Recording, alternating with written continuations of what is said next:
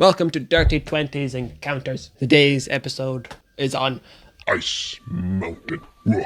players are going to arrive at a wee cave. They're going to make their way in. 3 goblins are going to notice them. And he's going to squeak and squat and then put his hand on the ground and then there's going to be a massive mountain in front of them. At the top of the mountain is the goblin shaman. He's going to have his icicle staff and he is going to be doing his spells. And the whole place is going to get really, really cold. They will lose 1 hit point per round if they're not wearing warm clothes. The interesting part is that hidden inside the mountain is the 2 little goblins and they are casting spells.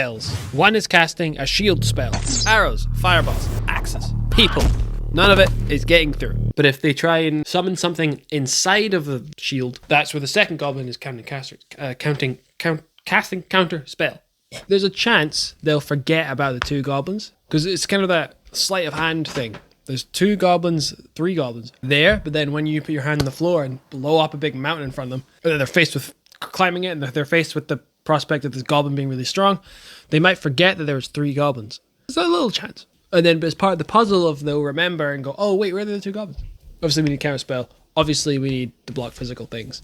This just forces the players to get up there and get searching around. This is how I implement exploration. It's kind of a forcing. You force them to go, there's something to be solved because we can't get in. So then the only way to solve it, looking around. The goblin has abilities. The ice staff will shoot shards at the players, and if the players get hit, one of the shards will embed itself in them.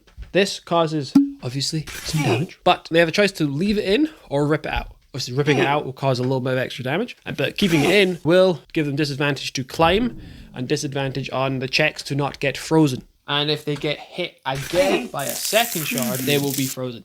Just outright. So there's a little bit of a toss-up. They'll probably pull it out because that shit is badass. Players can get the staff if they kill them. They're losing health 1 HP at a time if they've not got warm clothes. They're climbing up this mountain, and then if they get hit, they got disadvantage. They might get frozen, failing the rolls to find out where the 2 goblins are. So there's a whole cascade, would be a good word, of stuff happening to them, which is you got fully engaged them with multiple pillars of the play. We got exploration and we got combat.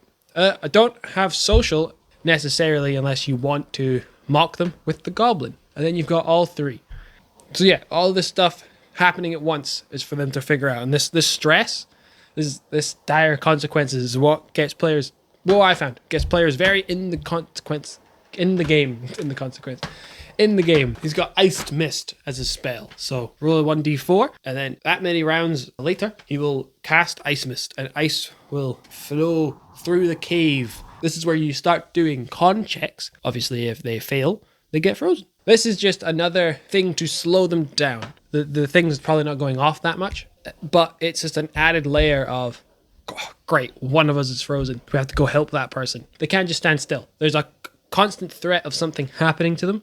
It's really exciting for them. He can make ice clones. So every round, a certain amount of ice clones will pop out. Little bastards that can be killed in 1 hit. So if the ice clone hits a player, they roll a con check. If they fail, roll a 1d4. And then that will correspond to a limb. So 1, left arm, right leg, left leg. And then that limb gets frozen until they do something about it. Like smash it, melt it, whatever they feel. Obviously, if their leg is frozen, they can't move as well. If their arm is frozen, they can't fight as well. Or can't do spells, depending on how you do spells. If the players hit them, the ice clones will explode in a cloud of mist, potentially freezing them. So this is just getting very sketchy and very cold, very fast. And the clones are just the mobs. We need some people for them to fight and hit. Ice clones being very dangerous because they can just freeze the players. The explosion doesn't hurt the players. It just freezes them.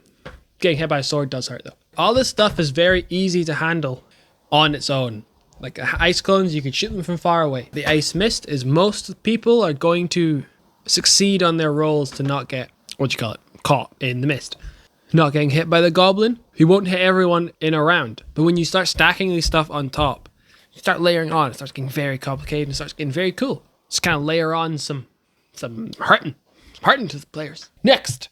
Right, the shaman goblin has ice skin, a layer of skin made of ice. And if someone hits him, more ice mist, potentially freezing the players once again. The recharge on this is 1d4, so he can't just keep doing this. Those other problems, if they're not wearing any gloves, they're going to stick to stuff. They're going to stick to the mountain as they try and climb it. And leather armor has a chance to crack. Metal armor will make you terrible at surviving the cold, right? So disadvantage on contract. Like, it's very cold in here. We split the mountain into zones, 1, 2, 3. And then they're going to climb on one, dex check to get out to the next one. The second one is where the hidden goblins are. Obviously, they can't see them from the outside, but with some investigation, maybe some magic tracking, maybe some knowledge of the fact that the goblin shaman can't be casting 5 spells at once. They'll find it, they'll smash their way in, they'll kill him, and then they'll get to the shaman and actually finally be able to engage in hand-to-hand combat. When they get up there and they've actually got to handle the shaman on his own, he's probably going to die when they get to him. But depending on how the players feel, I guess, they could be super frustrated by the time they get to the top and they're ready to kill him.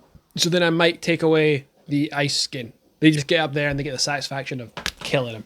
Because it depends how your players are feeling. You can make combat too hard and too grueling for players, and they just want it over with. They just start checking out. They can be emotionally drained, or they can be because they're problem solving so hard and they're imagining so much. The brains get a little tired. So by the end of it, this is where you got to pay attention to your players. See if you might want to take the ice skin away. I think that's everything that I have to say. Down below, there is a document, what do you call it, PDF of this, with a loot table with the stats I think you should use, and there's a mechanics for the whole map. It's all there, down below. Anyway, I hope everybody enjoys. Remember to do all the stuff that people say you need to do, like, follow, say fucking yes, and go for listening.